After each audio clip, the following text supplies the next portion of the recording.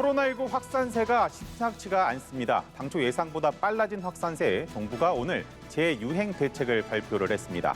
우선 확산 상황부터 알아보도록 하죠. 자, 차승은 기자, 속도 많이 빠릅니까? 네, 저는 국립중앙의료원에 나와 있습니다. 말씀하신 대로 코로나19 확산세는 점점 더 커지고 있습니다. 일주일 새 확진자가 2배가 넘는 더블링 현상도 계속 이어지고 있는데요. 오늘 발표된 신규 확진자도 4만 명을 넘어 일주일 전에 2.07배, 2주 전에 3.85배에 달했습니다. 당초 정부 예상보다 재유행 속도가 빠른데요.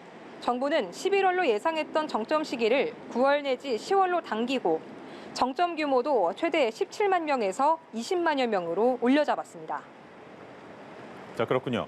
확산세가 이렇게 거센데 정부의 재유행 대책을 보면은 확진자 통제보다는 위중증 환자 그리고 사망자 감축에 집중을 하더라고요.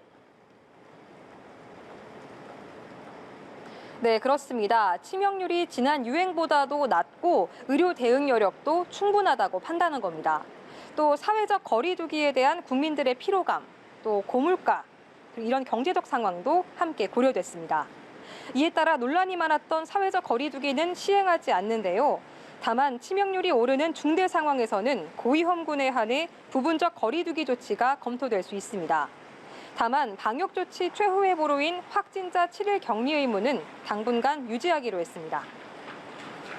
자, 그렇다면 고위험군 보호는 어떻게 이루어지는 겁니까?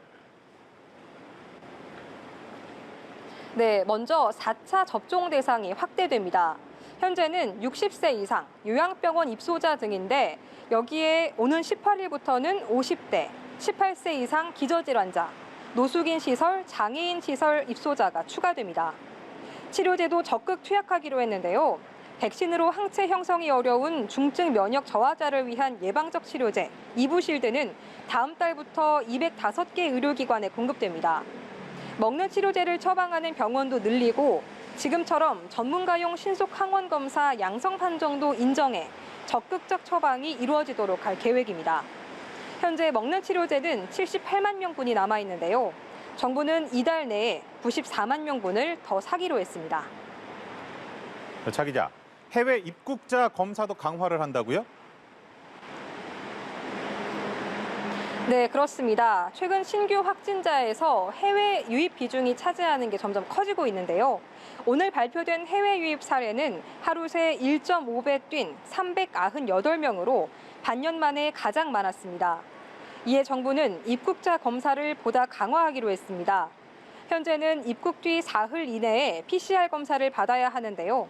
오는 25일부터는 하루 안에 받도록 바뀝니다. 정부는 확산세가 더 커지면 입국 전 검사를 PCR 검사로만 제한하는 방안도 검토할 계획입니다. 지금까지 국립중앙의료원에서 전해드렸습니다.